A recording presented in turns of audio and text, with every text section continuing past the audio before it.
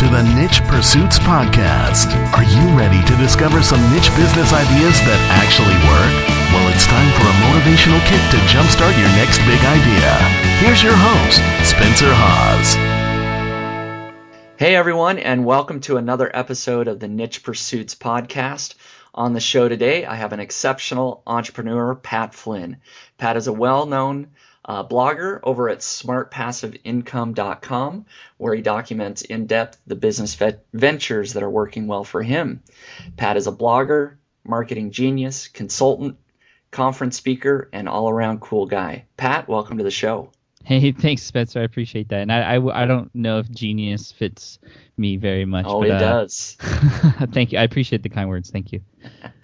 You're welcome. Thanks, Pat, so much for joining us. I'm excited to sort of pick your brain on not only sort of what's working well for you, but just sort of you always have so many great ideas and so many insights on what's going on in the industry that I sort of want to dig into that a little bit. But before we get started, I don't know if you remember, Pat, where we first sort of met or first sort of interacted for the first time, but it's been a couple of years now.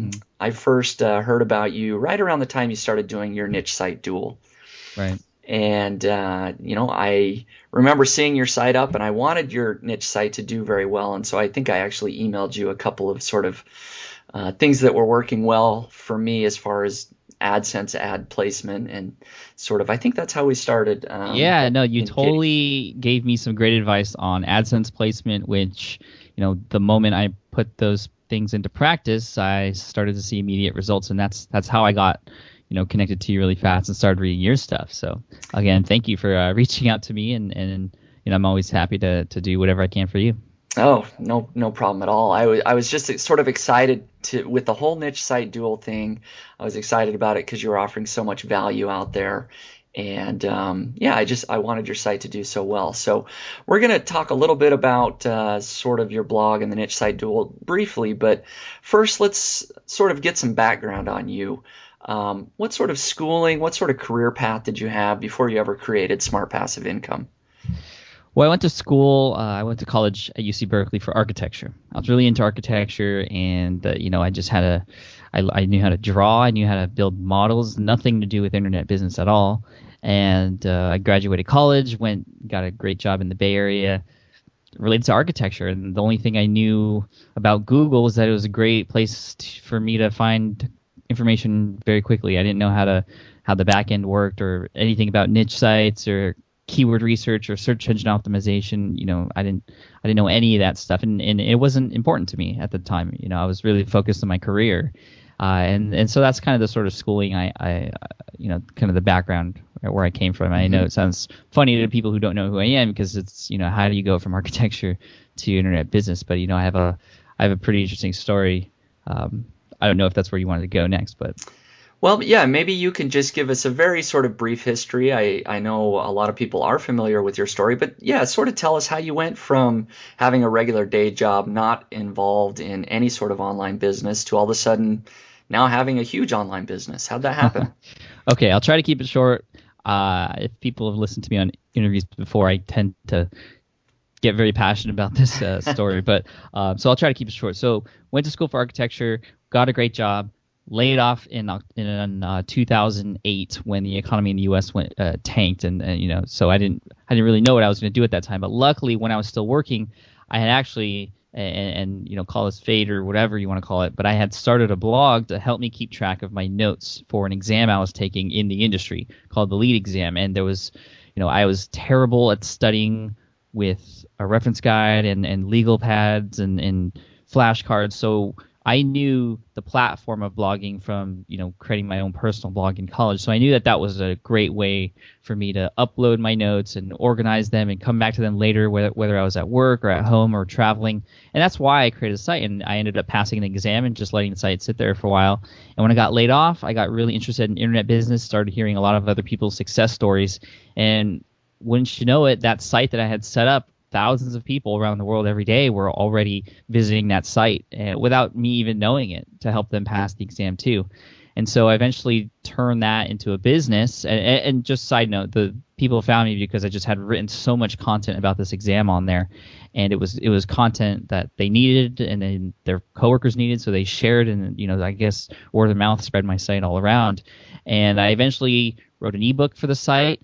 I did $7,906.55 on the first month I launched that ebook, which was about a year and a half after I started the site. So it wasn't an overnight thing, but when I launched that book, yes, it picked up pretty rapidly because I had already all that authority in the space. And then I introduced an audio guide and became an affiliate for practice exams and live classes. It just took off from there, over $200,000 in the first year. And then I created I tried some other businesses, and really what I enjoyed most was talking about how that business took off, which I do on smartpassiveincome.com, which is where most people know me from now. And then in addition to that site, which is greenexamacademy.com, I talk about all these other things that I'm doing, like iPhone apps and niche sites, and I used to do article writing and other kinds of businesses and just branding in general. I also talk about a lot about personal development and stepping out of your comfort zone to achieve goals. And now I'm into public speaking, like you said earlier. I'm just having a really good time experimenting with these cool things and sharing everything about it, whether it's good, bad, whatever, just so that people who are interested in that thing or who want to maybe attempt to do those same things can have kind of an insider view of someone who's tried it for themselves too. Yeah, I love that story very much. Thanks for sharing that, Pat. And I also love that you know to the penny how much money you made there in your first month of when you launched your Green Exam Academy. Yeah, it's funny that you asked that question because I had just written a post today that goes in detail about how it all got started. So that's how I know it off the top of my head. Fresh in the mind. Yes, exactly. No, that's good. So yeah, I want to dig right into where your business is right now. That's sort of how you got from where you sort of came from to where you are now. And you definitely have a lot of different sort of streams of income. You're well known for documenting your monthly income on smartpassiveincome.com. But maybe you can take a couple of minutes and just tell us briefly about the different parts of your business, and then we'll have some follow-ups based on that. Sure, definitely. Well, I guess I could start with greenexamacademy.com. That site was built kind of in an automated fashion, which allows customers to come in, purchase ebooks, practice exams, or whatever, and then it automatically gets delivered to them after purchase. I don't have to be there in order for a transaction to happen. So that's pretty much almost a 99% automated business. I only go back to that site a couple hours a month just to see what the numbers are like for optimization, and also just to interact with some of the customers who might have a question or so. So that business is there, and so that was my first business. It's like my baby, and that's a business where I actually have my own products. Mm-hmm. I also have Smart Passive Income, which at first, wasn't built to make money, and now it's become the top revenue generator for me through affiliate marketing mostly. And I don't sell any products on this site, but I do earn a lot through promoting and recommending other people's products. And I have this strict rule where I only promote things that I've used or that have helped me. And literally now, because I'm in this space and a lot of people know me, I'm getting inquiries every single day by at least 5 or 6 people who just came out with their own products who want me to sell to them too, or who want me to sell that to my audience as well. And just to keep it easy, I just only promote things that I've used. And I know I turned down probably a few good products here and there, but that just makes it easier for me, and also makes it so that my audience will always know that whatever I promote or recommend is something worthwhile or worth looking into. For example, I recommend Longtail Pro, and a lot of people have purchased through my affiliate link there. Yes, thank you very much. You're welcome. And yeah, absolutely, and I'm happy to promote it because I've used it and it works great. And that is kind of a trust building factor, and so I have a lot of trust, I can tell, in this space, and I know if I were to come out with a product eventually, it would do really, really well. And so I have to, there's a line there. I have to be careful about how much money I want to make versus how much I want to keep that trust going, and authority, and there's a balance there, and it's kind of hard to balance that sometimes. But I always keep my readers first, and that's what always helps me and guides me along the way. And I'm very open on that site, so everybody knows Pat Flynn is the brand there, And so that's how it differentiates with, well, Green Exam Academy, I'm sort of there. You see my face on the front page, but I'm not as active. I'm not constantly coming out with a blog post because there's only so many things I could talk about the lead exam. So I have those two things, and then I have niche sites, which are kind of more the behind the scenes. I'm not really in the business. My face isn't on there. My personality isn't in those businesses, but it's in, like what you do is you set up sites based on keyword research and try to rank it really high in Google and get people to come to your site. But I approach it sort of in a way, in a more authoritative fashion where I'm trying to dominate. If I go into a niche, I want to dominate it. I want to be the number one site there and have the best information about it. That's my mindset. And so that forces me to make sure that I write great content, that I put a lot of content on there, which, apparently is now helping with all the Google changes. I haven't really been affected by those much because of that mindset. I have tried the whole, mini site, 5-page mini site thing, and that was working for a while, but those sites have recently dropped in rankings. Mm-hmm. And I feel it's just because Google and just people in general are looking for the best information. And so, I'll confess that those sites didn't have the best information. It was just the information that Google needed to put my site at number one for those particular niches. So that's another part of my business, the niche site thing. And again, all these things have started just as experiments and seeing how viable they are for passive income. And it's a way to diversify, which I think is important. And then I also have the iPhone app business, which is, again, another experiment I created with a business partner of mine. iFart came out in 2008 or 2009, and just, Jocom came out with the staggering numbers, millions of dollars, millions of sales, and it just kind of blew us away. And we're like, mm-hmm. we could create something like iFart or better than iFart. I mean, come on, a farting application. And although we haven't created apps that have made that much, I mean, yeah, iFart's gimmicky type of thing, and it was one of the first ones out there. The app business has done pretty well for us over the past few years, and we've consistently been earning $4,000 to $5,000 to $10,000 a month over the past 3 years. And it's just been really fun and interesting. It's a totally different ball game, the app market, which I'm sure we'll talk about more later because you're about to enter the app market as mm-hmm. well, which I'm really excited about too. It's interesting, a lot of overnight success stories, or what seems like overnight success stories, and a lot of failures too. And it's kind of the new frontier, I guess, in internet marketing or in this online space. Mobile marketing or iPhone apps, and it's exciting. It's scary. It's a huge risk, but it's also a risk that can lead to big rewards too. So those are the sort of different parts of my business in a nutshell. Yeah, you have really a lot of different moving parts when you look at the business as a whole that you have there. And again, there's all these different moving parts. Is there any sort of particular segment of your business or venture in your business that you're most excited about? Which one sort of do you wake up in the morning and think about, or do you have the biggest plans for down the road? I would say smart passive income, just because it's so public and I'm out there and I have to keep consistently providing content. So I'm always thinking about it, and I always get excited about the future of internet marketing and where it's going and how I could potentially bring that information to people who may not, have access to that information. And I don't mind putting myself out there and being an experiment for all these new different things that might be coming out in the future. And that's what really excites me. And also just the direct, immediate feedback from people. I'll put a post out there, and within a half hour, I'll have 40, 50 comments, and usually pretty good comments, a lot of great opinions, sometimes constructive criticism, which I totally accept and love. And that's what, the interaction with the audience is what excites me the most. With iPhone apps, people buy my iPhone apps, and I have no idea who they are, where they are, or what they're doing with the app. With niche sites, people come to the site and click on an advertisement, and then goodbye, I never see them again. And with Green Exam Academy, to a point, I can develop a relationship with the customer, but once they pass the exam, they have really no need for me anymore.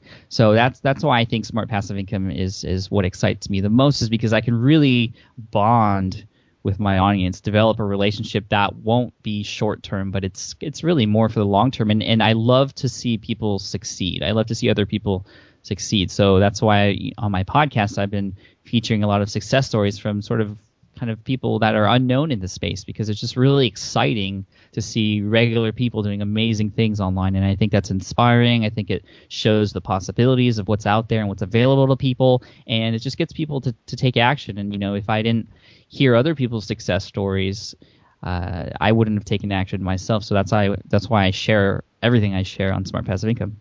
Mm-hmm. Yeah, I can totally understand that. I have my blog, of course, that I'm very excited about as well. I totally understand where you're coming from. When you get the feedback from customers or from people leaving comments, it's exciting to be able to see the changes that you're having on people's lives. So I definitely understand that part of your business being very exciting. Oh, yeah, absolutely. I'm sorry to interrupt you. I just got an email today, actually, from someone who said they read my free ebook about how to write ebooks. It's a lead magnet I have for signing into my newsletter. And this person published 2 ebooks. He just got a book deal for 4 books because he published those ebooks. Wow. And he did that because he saw that I had this guide about how to publish an ebook. And so I was just wow, that's I've changed this person's life. And he sold 25,000 copies of his ebooks, which led to this book deal, a 4-book deal. And his book's going to come out and you'll see it on the shelves. And I'm pretty sure I'm going to have him featured on the podcast eventually, because that's just an amazing story. But to know that I had an effect, I had an impact on his life that way is just huge, and it's so motivating, and just all it takes is one story like that to keep me going for a very, very, very long time. Yeah, that is awesome. Thanks for sharing that. So let's talk a little bit about niche websites. I'm going to go ahead and assume that most people are familiar with your security guard training site that you did the niche site duel with, but I'm going to dig a little bit deeper. First, how's the site doing right now?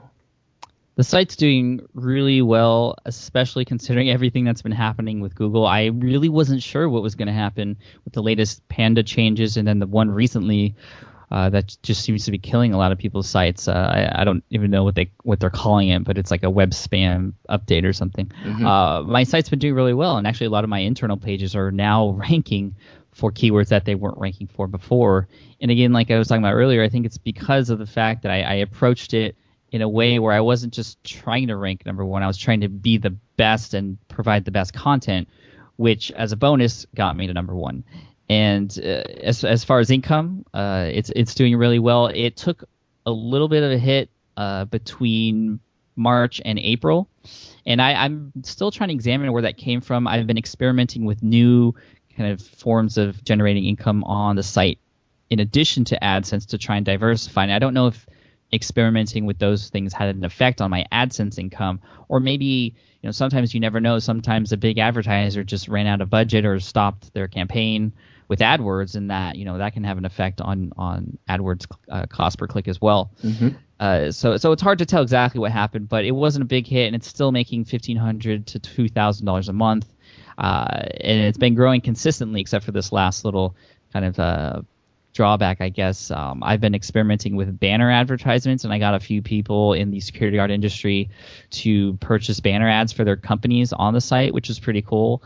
I am experimenting with other forms of click advertising. So I'm using media.net, and that's been doing okay. It's not as good as AdSense, but it's getting there.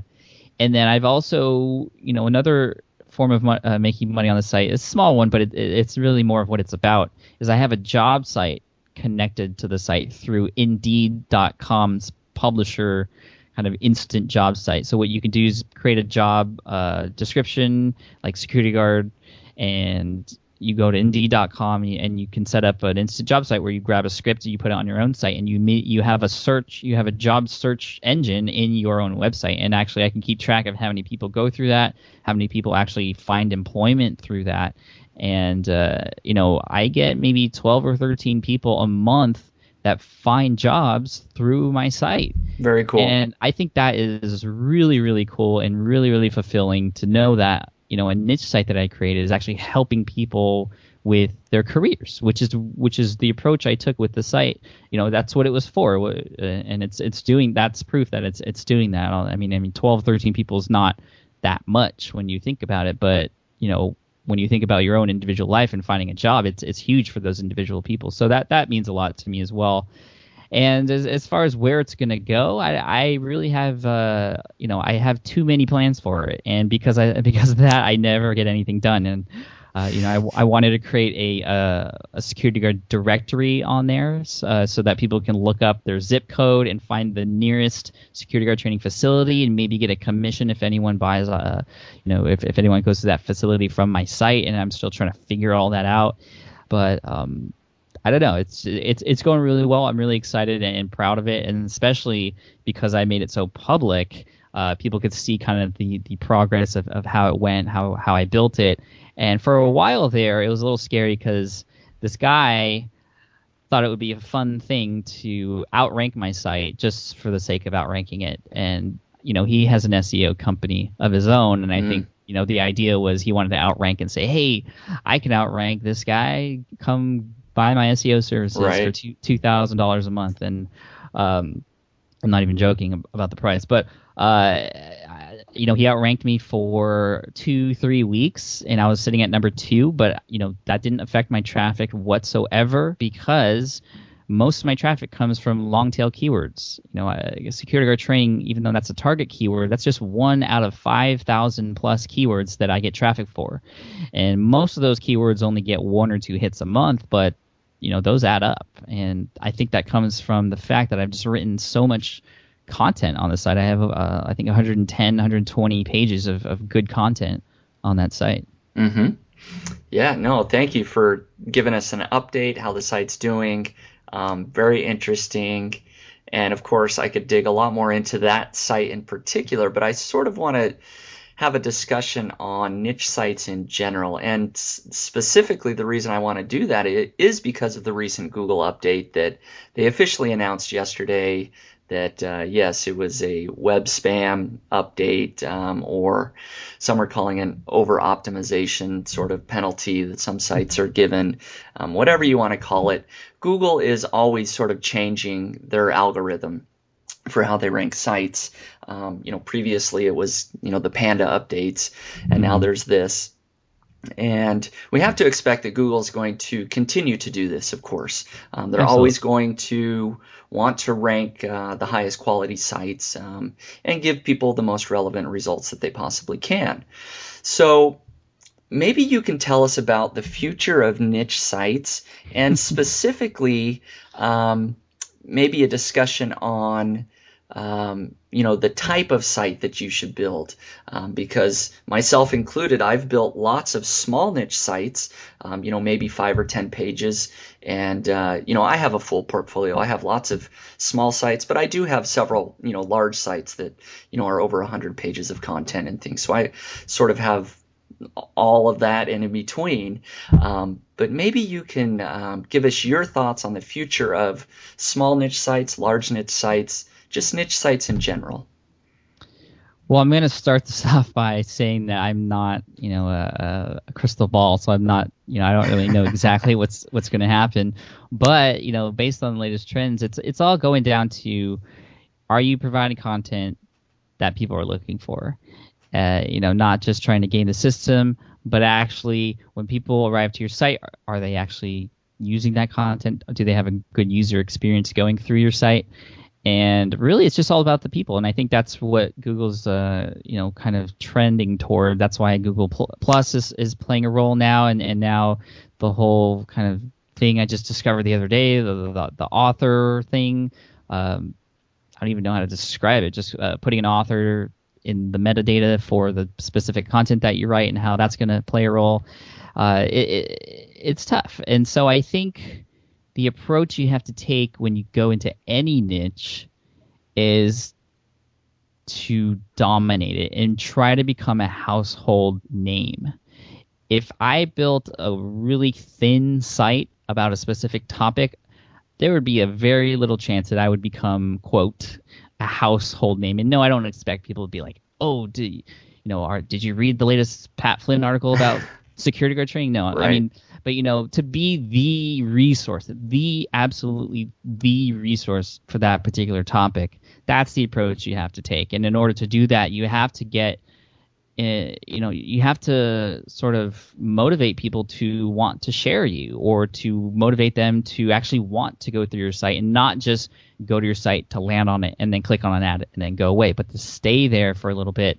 I'm pretty sure average time on the site and bounce rate, which I know has a little bit to do with the algorithm now, but that stuff can come into play as well later. And yeah, the whole social aspect of it, Facebook, Twitter, and Google Plus playing a bigger role in search engine optimization. It's going to be really tough to just pick a little tiny niche and create a thin site. I think that's going away, and I really think the bigger sites, maybe not necessarily a ton of content, but just a site that's bigger in the sense that it has all the information that one would need about that subject to get the information that they're looking for. So yeah, I mean, that's my assessment. I mean, I don't really like doing these, to be honest with you, these predict the future type posts. You'll never really see any of that on my blog because you never really know what's going to happen. But I think it's important, and I'm glad you brought this up, to at least think about it and to be aware of what's happening. And, if you can maybe not necessarily predict, but maybe come up with an educated guess as far as what's going to happen, you can get ahead of the game. And I think that's great that you're addressing that today. I mean, I would love to know what your thoughts are on where things are headed. Yeah, I don't have a crystal ball either there, Pat, but that's our little disclaimer. That's right. But no, I think you're spot on there with your answer. I mean, overall, search engines are created really to provide people with the most valuable content first, preferably. And so anything that you can do to actually have the best content and to really think of the user first, I think is the smart way to go. There's always going to be changing sort of ways to rank your sites, different tactics that people use to move the site up in the rankings. But, always. But yeah, as far as a long-term strategy, yes, the most ideal is to become the authority in that niche, to provide the best content whatsoever, and really to look at it as though anybody that were to come to your site, whether that's Google or your grandma or whoever, if they were to come to look at your site, you wouldn't be embarrassed to say, hey, this is my site. It should be something you're proud of, something you should want to show the world, and give them good value. So that's sort of how I look at it. It's like, you want to go to my colon cleanser site? That's right. That's right. So, and sort of a follow-up to this as well, I guess. I think that you did a post on your blog where you sort of asked the question, would you prefer to have one site or 10 sites? What's better? I think that you had something like that. Yeah, that was me. I don't remember what your thought was. Maybe you can share with us. What do you think? Is it better to have one big site or 10 different sites to work on? It's obvious that I like to work on a number of different things, but so I would say 10 because of diversification, because especially now if you rely on one sole source, whether that's for your income or your traffic or whatever, if something happens to that, especially if you don't necessarily control it, then you're done for. And I think when you create 10 sites, and there's something I'm going to make sure to say after I say all this, after you have those 10 sites, you can kind of gauge to see which ones might be making more profit or which ones might be more exciting to you. Whereas if you get into one and you just stick with it and you kind of wait and maybe things aren't happening as fast as you want it to, then you might think that you're a failure. When no, you're not a failure. You just need to try something else or try different tactics on something else. And what I was going to mention at the end was, I like diversification. I like working on multiple projects, but the thing is, you have to finish the projects that you're working on. Right. If you work on 10 different projects at the same time, none of them are ever going to get done, and you're not even going to have one site that's worth ranking to, or that you would want to show to grandma or whatever. Right. And I was at a mastermind meeting the other day, and I can't remember the name of the person where I got this from, but it was an ingenious way to kind of diagram the whole idea of working on one thing at a time. So I'm going to try and help people visually think about this. So this is going to be really good or really bad. But anyways, imagine 9 boxes. Okay, 9 boxes, and each of those boxes represents a week or a month or a certain time period, and you're working on 3 projects. So say you're going to work on all of them at the same time, 1 per week. And so in box number 1, you have project A.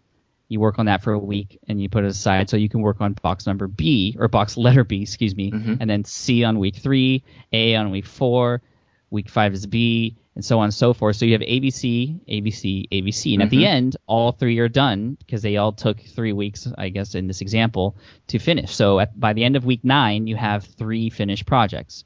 Great. Now, create another empty set of boxes, 9 boxes below, and do it this way. The same amount of weeks per project. A, boom, that project is done. B, boom, that project is done. You have 2 projects done in week 6, whereas in the other example, you have nothing done yet by week 6. Yes. And you know, CCC at the end. But when you think about that, and I wish I knew the name of the person to give credit to, because I cannot take credit for that. But it was just an amazing diagram. And you know, when you think about it, when you work on a project and finish it to complete, you're more likely to finish it faster. So maybe it would just be AA, and you'd be done with it, and then BB, and then CC, and you'd have everything done in a shorter period of time, just because you're so much more focused. So I mean, yeah, in that regard, you know, just making sure that you finish things one at a time, but not just focus on one thing for, you know, that's why I would say, you know, 10 is better than 1. I think that's some great advice. The example worked out very good, at least for me. I was able to visualize that very well. So good job. Thank you. But no, that makes absolute sense. I think so many people out there are sort of scatterbrained, and all of us are, you know, in one way or another. We have a lot of things we want to do. We want to accomplish so many things or have so many different projects that we all sort of multitask and, you know, do them all at once. But that makes absolute sense, and I can tell you from my own personal experience that when I do sit down and focus on one project to completion, it usually goes much, much better. It's and you get more really done. hard to do, especially as an entrepreneur who just has that bug and new ideas come every day. Especially in niche sites, it's just like, oh, I found a new keyword. I have to start this one now. You know, I'll put it in the shoebox, but no, I can't because it might, you know, someone might get it before me. It's just, it's really I totally difficult. understand. Yes. So let's move on a little bit from niche sites. Your blog is called Smart Passive Income. So what path do you recommend for someone that is looking for passive income? Is there a magic bullet to get that passive income? Well, I think the first thing to understand is exactly what I mean by passive income, and a lot of and people, of course, I'm know, being a little sarcastic here. Yeah. I mean, a lot of people argue with me about, you know, well, it's not really passive income. I mean, even Green Exam Academy is not passive income because you still have to, you know, maintain it every once in a while, 1 or 2 hours a week. But, you know, my vision of passive income, and, you know, you can call it whatever you want, but that was the keyword I chose, is the idea of being able to earn without having to trade your time for money. Investing your time up front so you can continually earn money later. Now, I spent a good 1.5 years preparing Green Exam Academy before I made any money. But then now, for the last 4 years, it's been generating a monthly income in the thousands of dollar range. At one point, it was at up to $30,000. And that was only for 3-4 hours a month of work because I had already invested that time. I set up the systems in a very Tim Ferriss 4-hour work week style. There's actually a diagram in there. I don't remember what chapter, but it shows a diagram of the business that he had and where he was in it. And in order for a transaction to be completed, he didn't have to be there at all. And so thinking about your business and the business model and, you know, whatever you're interested in, thinking about it in a way where you can set up systems of automation. And I'm not saying you should try to take yourself fully out of it. You know, even with Smart Passive Income, it's probably the least passive thing I do because I have to keep blogging. But the fact is I can walk away from the blog for quite a bit and things would still start to happen. I still get affiliate income emails when I wake up in the morning. So I'm asleep when those things are happening. But, you know, the blog, and because I'm such a big personality in the blog, I have to maintain it in order for that a little bit more often than I would need to do so for a niche site or for Green Exam Academy. But the idea here is to think of the model and how you could best automate it. So, for example, if you are in the fitness industry, it wouldn't be very passive or scalable even to want to personal train, one-on-one with people, because that takes all your time and you can only get one person at a time. So, how can you create passive income out of that? Well, you can create an info product for one. I mean, Beachbody has P90X and Insanity and, Brazilian Butt Lift and all these other programs that are killing it. And it's a way for one trainer to get in front of millions of people. And that's how they're creating passive income, or, I put that in air quotes because they have a huge business behind it. But, people are buying those products on Amazon or through affiliates or they don't even have to do any marketing because it's all done for them. So, and for me, Green Exam Academy could have very well become a very non-passive business. I could have, and I was actually asked to print my study guides and send them out to people. People were willing to pay a lot more money for those study guides, but it wasn't worth my time to go and get those printed, to go get shipping and packaging and go to the post office and then deal with returns and all that stuff. It was just much easier for me and to set it up with eJunkie to have it automatically deliver those ebooks when people make a purchase. And actually, kind of a fun side note is I was able to use that because it was about green architecture and environmental friendliness. I kind of did a little play there and said, I don't have a book because, this is going a whole along with the green thing. We don't want to waste paper. Right. Just download it. And so that was a small little selling point, which actually convinced a few people. But nice. But yeah, I mean, just thinking about the business model, how you can automate it. If there's parts of it where people need to be involved, think about how often you need to be involved. You can get other people to do things for you, VAs or people you hire, or maybe it's crowdsourcing. I don't know. Just thinking about the business model, actually drawing it out in a flowchart on how it would possibly work, and with whatever ideas you come up with or products that you want to create. No, great answer there, and I'm sort of just nodding along as you talk here because those are some great points. I mean, it's all about developing the systems. Whatever sort of business that you have or that you hope to go in, the technology is here. The internet's available. There's so many other amazing tools that we now have access to where you can essentially automate your business where maybe you couldn't 20 years ago. And so I just want to sort of underscore your point that obviously that's sort of what you're talking about there with smart passive income is more about doing all you can to automate and systematize your business to be able to sort of step away as much as you can possibly from doing everything yourself day to day. Right. And it goes beyond just the systems actually, but it goes with at least for smart passive income, is the idea about really getting raving fans for your brand. This is if you're doing an authority site and maybe not just a little niche site, but somewhere where you're a personality or you have a brand that people are going to want to support.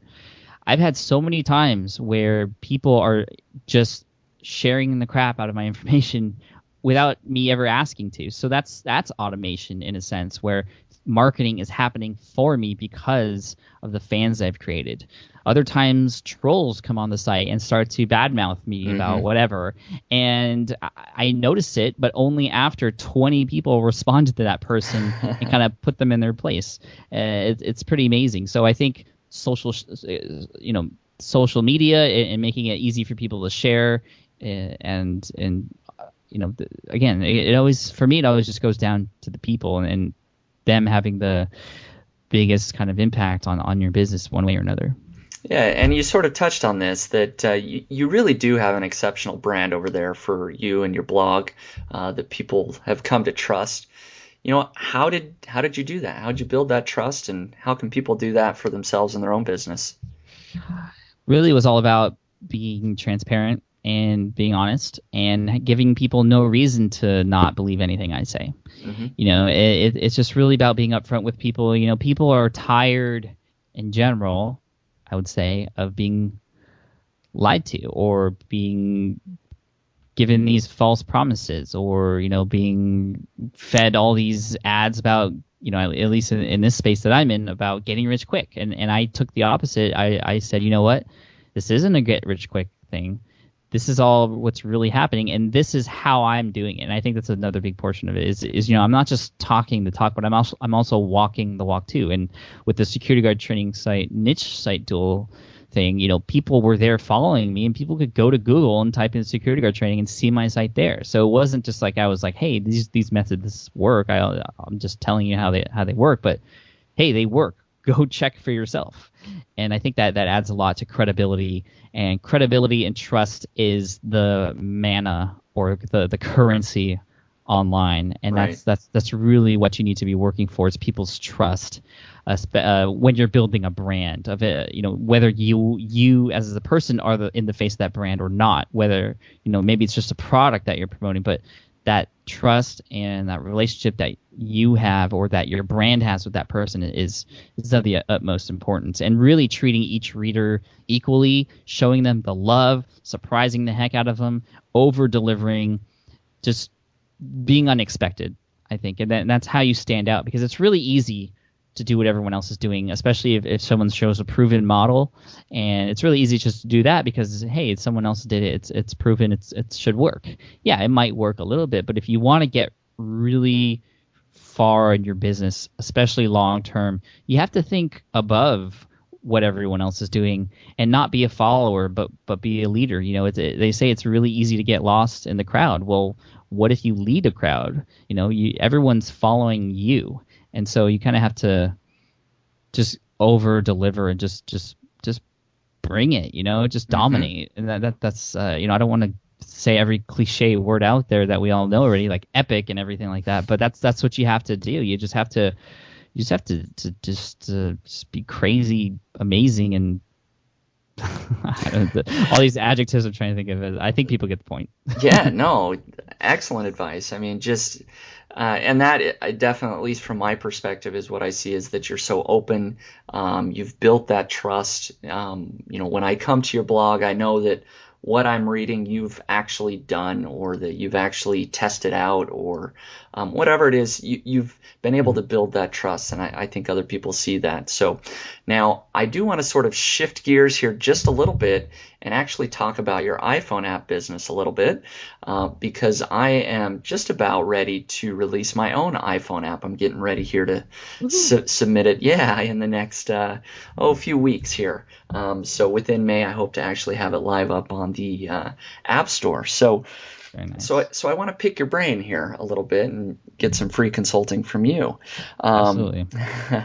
So, okay, I've heard you mention a couple of different times within your blog post, you'll talk about your apps and how they're doing, and they're doing pretty good. And you often mention how difficult the business is, and I haven't seen you expand on that too much. Why do you think the iPhone app business is so difficult? I just think it's difficult because it's a very, very saturated market now, and it's very tough to get exposure. And that's what you need in order for things to take off. The average lifespan of an app from seeing good sales on day one to when it kind of just dies out is 2 weeks. I mean, that's ridiculous for a business model, and you don't want to really rely on that. But obviously, there are tons of amazing success stories out there too. So if you kind of position yourself in the right way, you get you get in front of the right audience, and you happen to get picked up in maybe one of the top lists in Apple, which is really important. You have a category and you're in the top 100 in that category, or better yet, the top overall 100 or 200 apps in the App Store overall. That's how you get exposure, because then people on their iPhones or iPads or on their iPod touches will see you when they're browsing for new apps. If you're 201, you're might as well be 100,000 in one. I mean, you're just not there. So that's why it's just very difficult to get your app to a point where it's kind of taking off. It's very easy for it to just get lost, and it was a lot easier back in the day. But now, because again, technology is so readily available, sites like Elance and Odesk allow anyone to create an iPhone app. People are coming out with a ton of ideas, a lot of them great, a lot of them not so great, and it's just become very, very difficult, I've found. And so in our business, my business partner and I, we found that our most successful apps are some of the apps that we put out in the beginning, which were there in the top lists, and they're still there. Some of the later apps that we've come out with, they're not doing well at all. So that's kind of why I've been saying, it's very difficult. It's not really a model that you can just follow like you can with a niche site. You really have to develop something that people are going to download, that people are going to talk about, that sites around the web are going to link to, and just create buzz. Mm-hmm.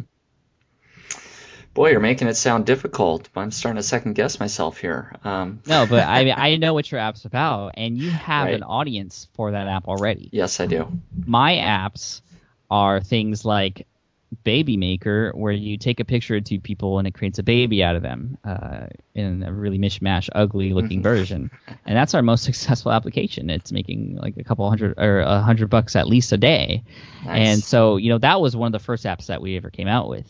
And, that got picked up because it was kind of an innovative application. People started talking about it and that sort of thing. But now you sort of have to have an audience or get really lucky and get picked up in like one of the staff favorites or hot lists or something like that in order to get exposure. And I think you're doing it the right way. You're building something that people are actually going to use.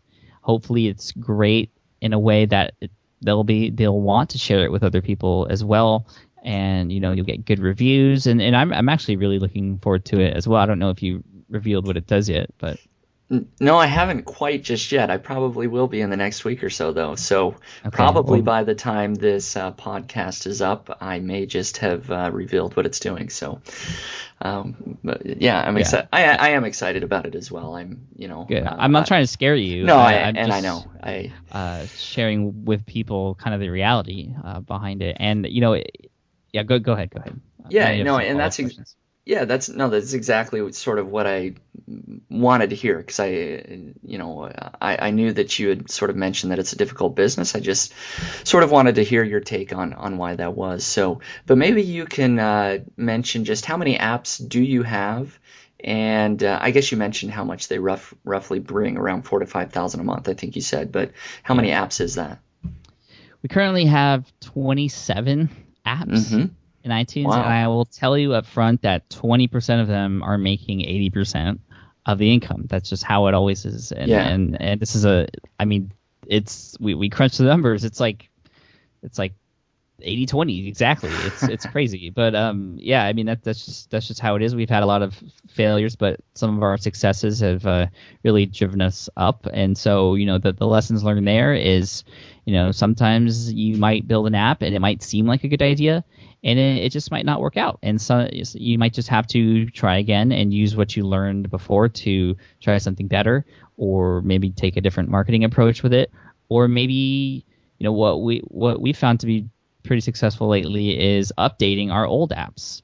And so that's been pretty useful for us too, getting exposure for our old apps by updating them. And there's a lot of sites out there that kind of scrape Apple's kind of lists on what sites or what apps have just been updated. I mean, there's a lot of sites out there that scrape what's been updated as opposed to what's just brand new. There's a lot of sites out there that show what apps have price drops. So that's another marketing strategy, and that's a way to get in front of people that way. It's a very interesting, totally different ballgame. And it's relatively new. I mean, people are still figuring it out. And I don't know if you read, but on Tim Ferriss's blog, there's a guy who put out kind of a how-to on how to build an iPhone app and kind of his experiences with it and how to market it. So, I mean, I would recommend you, especially Spencer, to read that article. It's very interesting, actually really inspiring. He was actually in a hospital. Carl, I think is his name. He injured himself. He was in the hospital, and there was a medical bill of like $100,000, and he took a loan from $1,000 loan from a friend or family member, I think, and he started building apps from his hospital bed, just coming up with the ideas and then outsourcing them. And he sold 3 app companies for millions of dollars, and it's just a ridiculously crazy, inspiring story. I mean, a couple of my high school friends created a business in the app industry. They had a brand called Free the Apps, and they just sold their company for what I suspect is millions of dollars as well. Mm-hmm. So kudos to them. I mean, there's a lot of possibilities out there too, and it's kind of the next kind of gold rush, I guess. Yeah, it's sort of the next wave here. But yeah, no, that's some great advice. I think that sort of with any business, people need to go in with their eyes wide open. They need to be aware of the risks and that nothing's really easy. I mean, you really do have to create a viable product if you hope to do well, and it's not just as easy as sort of submitting it to the App Store and expecting to, cash your $1 million check later. Yeah, and for sure. I will tell you, I have a guest on my podcast coming soon who has a successful iPhone app story, and I won't give away all the details, but he created an app for children with a certain disability, and he got his app in front of organizations and companies that would be happy to share this app, and that's how he, and kind of he was in that industry anyways, so he's done really, really well, 5 figures a month. Nice. From these little apps, and so again, sort of like what you're doing, he built something for an existing audience platform. When you go into something like, I'm going to build an iPhone app that when someone picks it up, it makes a farting noise. Who's your audience? It's kind of hard to find out where exactly they are. And I will tell you, for anyone out there looking to develop a farting application, Apple has actually stopped accepting any apps with farting noises. Oh, they have. Okay. Yeah.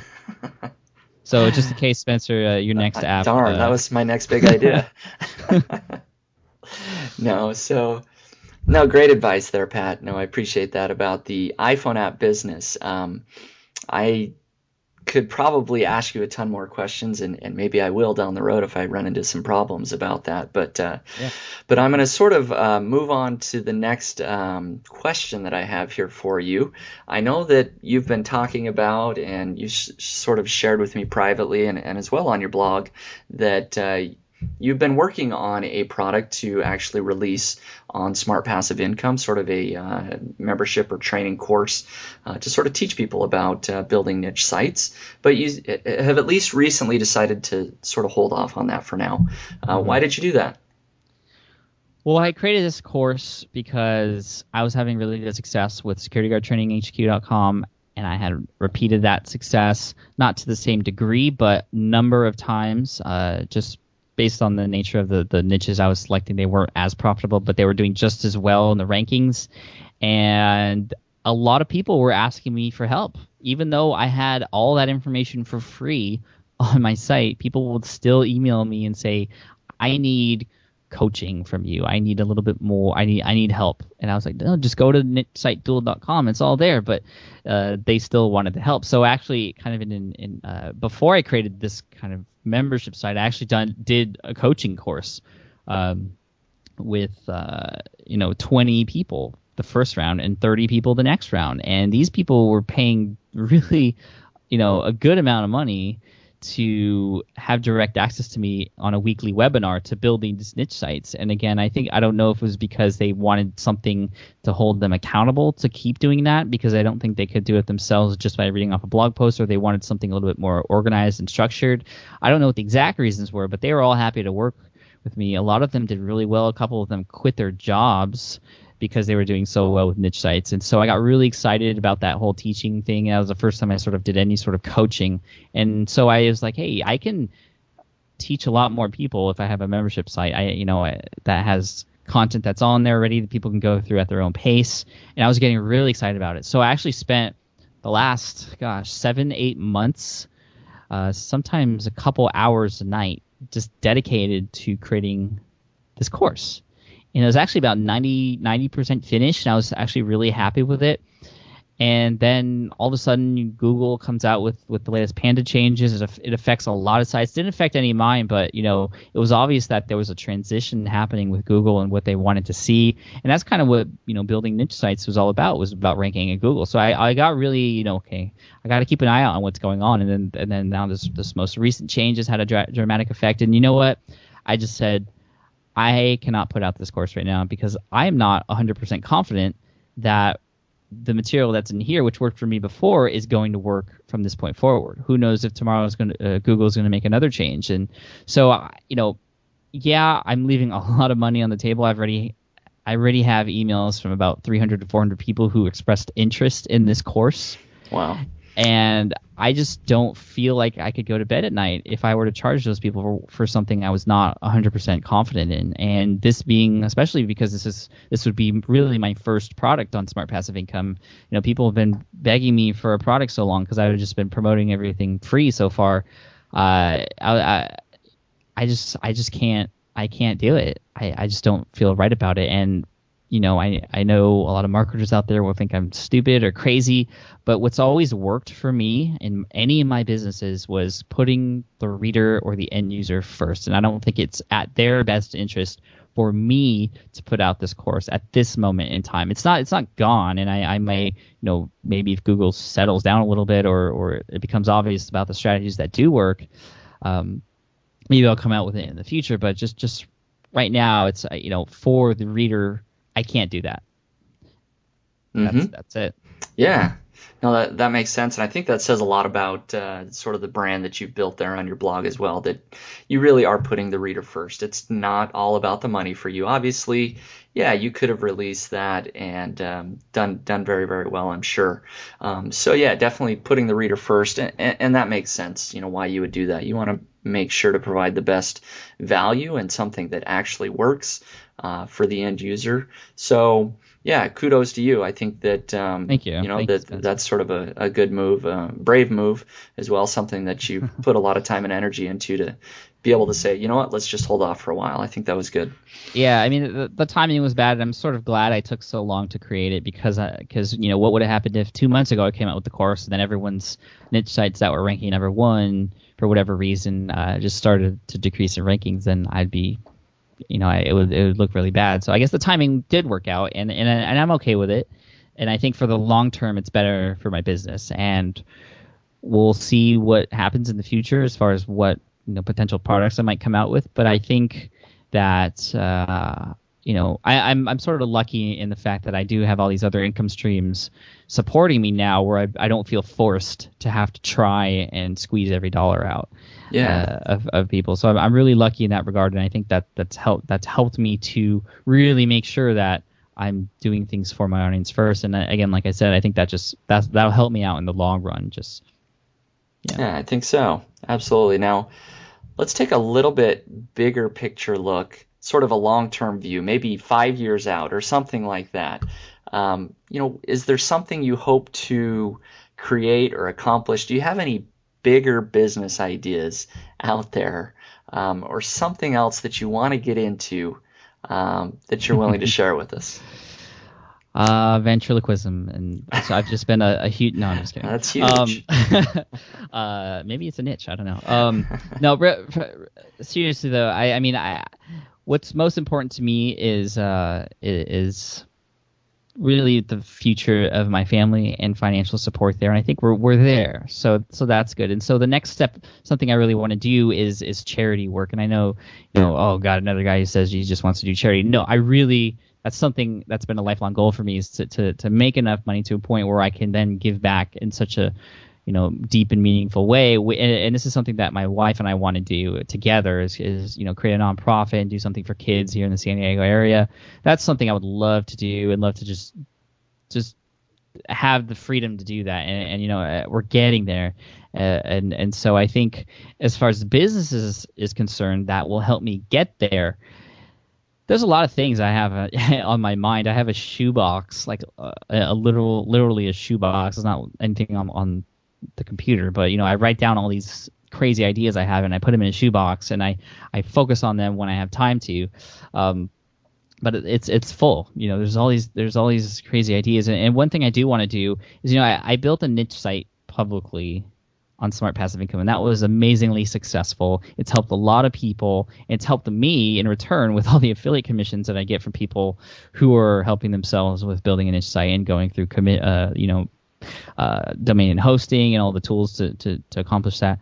But I want to create a bigger sort of business, something that I could potentially sell for millions. I think that would be an amazing case study and be very inspiring to people. And I'm not exactly sure what that is. Maybe it's something in this box I'm pointing to right here on my desk that has all these ideas. Maybe it's one of those. And I would just love to explore those ideas in the future and really be open and honest about it, and just reveal as much as possible. And I know that's a very vague sort of answer. No, that's fine. But it just, that would be fun, I think. And, I'm not looking to sell off smart passive income. I'm not looking to become like a super guru or whatever. I'm happy with where I'm at. And, although I welcome the growth, that's not anything that I'm like totally obsessed about. And one thing I am, and I'm glad I remember this. It's always been one of my lifelong goals to write a book, and so I never knew what it would be about. And I know I've written a book about the lead exam, but I don't count that. I mean, it's a study guide. But I want to create a book that I can go to the store, to Barnes and Noble, and with my son and the next kid that's coming in September, and just be like, that's Daddy's book. And that's always been a lifelong dream for me. I don't know what section it's going to be in, but at this moment in life, I think it's going to be in the business section someday. I just hope it's not in the therapy or crazy land section of Barnes and Noble. But that's always been a lifelong dream, and I think I'm at a point where I've actually been approached. I will be honest. I've been approached by a couple of publishers. I just don't feel I have the time now, or it's the right time for me to publish the book yet. But that's where I want to go. Nice. Very exciting. I'm sure that will happen, that you can definitely have your book out there. You've got such a great audience that I think any publisher would be crazy not to want to have you on as an author. So thank you. Yeah. Now, so whether or not you actually open up that shoebox and try out any of those big ideas, we don't know. Time will tell. But either way, I'm excited to follow along. If you do that, I would love to sort of, be the fly on the wall and watch that happen.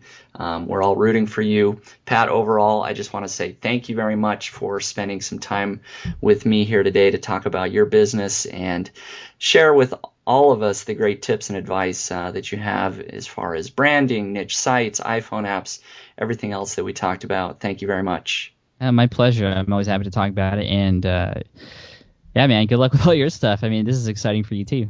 Yeah, absolutely. Always a lot going on. It's good to talk entrepreneur to entrepreneur, sort of pick each other's brains. Sort of just one last thing, if there's the best place for anybody to sort of get in touch with you or follow along, where do you want to send them? What do you recommend? Well, besides the blog at smartpassiveincome.com, of course, you can go to patonfacebook.com. And that'll take you to my Facebook page. 20,900 fans at this moment in time. All just, super active community, all very supportive. We do accountability and goals on there. We do quizzes and fill in the blanks and just share interesting stories. It's really a fun community. So I guarantee if you come and say hi now, I will eventually come by and reply back. Great. Thank you very much, Pat. Is there any sort of last parting words of wisdom that we haven't covered already that you'd like to share with everybody? Sure. Take bold actions. Don't just sit in the normal average sort of, I'm doing work. Really take bold actions. That's what's going to grow your business like crazy. And it's going to be uncomfortable. But that's how you know that it's something that if you conquer, it's going to help you get somewhere. Great advice. Thank you so much, Pat. I appreciate your time very much. We'll all be following along. All right. Take care. Thanks. Thanks. Bye-bye.